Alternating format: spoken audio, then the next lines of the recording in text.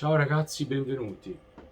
Oggi andiamo a fare, è stata qui in negozio una mia cliente, ha un gazebo e visto la stagione estate si mangia fuori e vorrebbe mettere una luce sotto il gazebo dove cena almeno vede cosa mangia.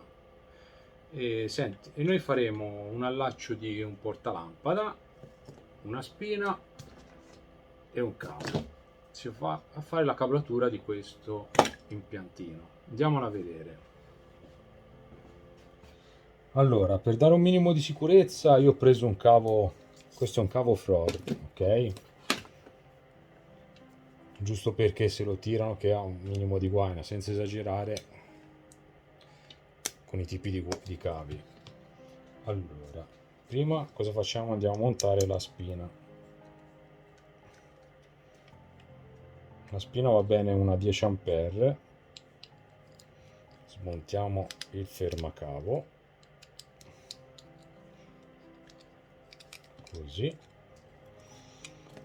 Ora io solitamente per prendere la misura dei fili appoggio il cavo in prossimità di dove chiude il fermacavo,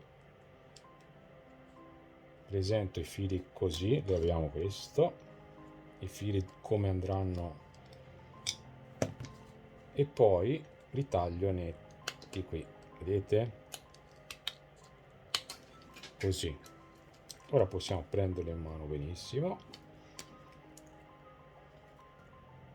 Questo cavo ha la terra. Solitamente nei portalampada non abbiamo la terra perché sono portalampade in plastica.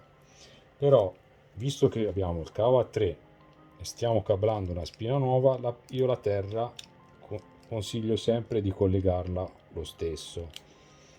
Perché se oggi o domani, al posto di questo portalampade provvisorio, vado a montare una plafoniera che ha bisogno della terra, la spina la dovrei ricablare, invece così la collego ed è già collegata all'impianto. Così attacco il neutro, la terra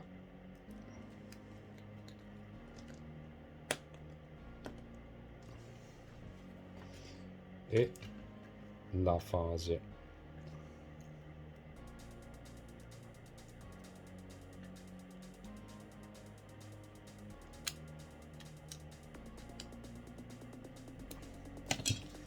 Ora, se c'è un po' più di filo, si può anche levare in questo modo. Questo è il montaggio della spina. Ora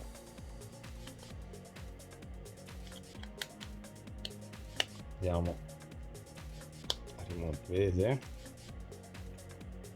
Ora io chiudo il mio fermacavo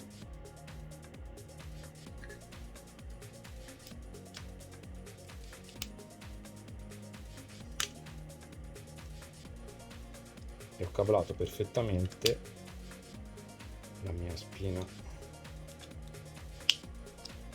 Basterà di posizionare i fili al suo posto come li ho voluti tagliare e chiudo, ok? E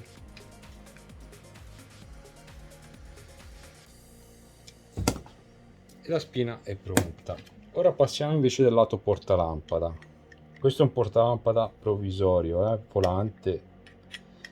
Allora, per smontarlo il portalampada vedete non si svita perché ha una sicurezza all'interno. Ora non so se riuscirete a vedere, c'è una levettina che va premuta e mi dà possibilità di fargli fare un mezzo giro, vedete, tengo dentro e svito il mio portalampada, ok? Questa è la levettina che devo andare a schiacciare, questa. Per il portalampada, come dicevamo, la terra non ci servirà.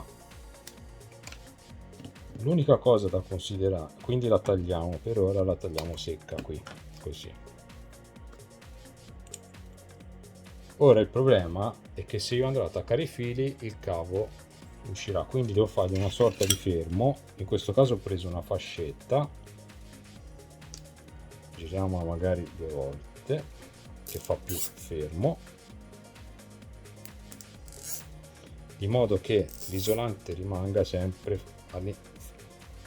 dentro il portalampada e non escano i fili, così vedete.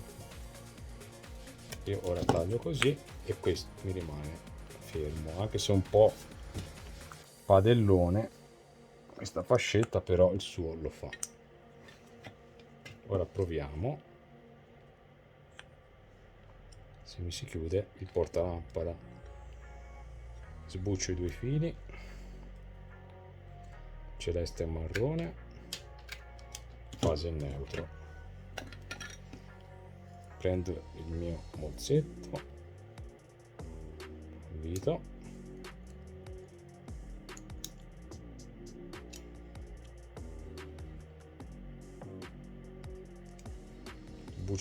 sbucciatura basta 6 mm, 7, sufficiente per andare sotto.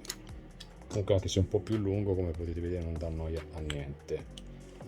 Unica cosa, vediamo se ci sta come ingombro la fascetta che ho messo, che mi fa chiudere il portalampada.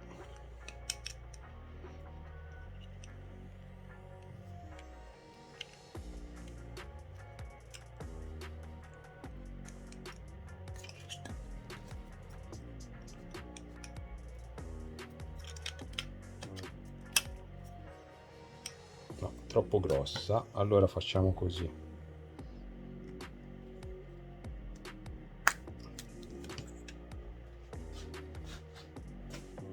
Vediamo se con questa più fine riusciamo a avere lo stesso risultato.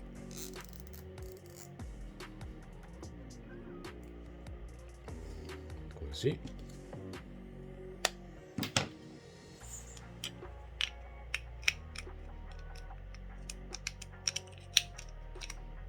Sì, diciamo che così va a appoggiarsi, vedete? Poi avvito, lo metto nella sua guida, il morsetto, avvito, ora scatta.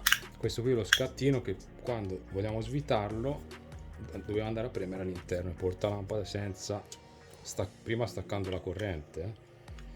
Ecco, questo è pronto. Ora si prova con una lampada.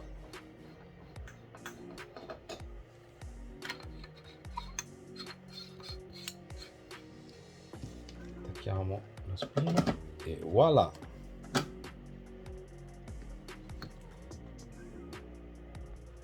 Eccomi, l'uomo della luce. Per oggi è tutto, ragazzi. Al prossimo video. Ciao e iscrivetevi al canale. Ciao.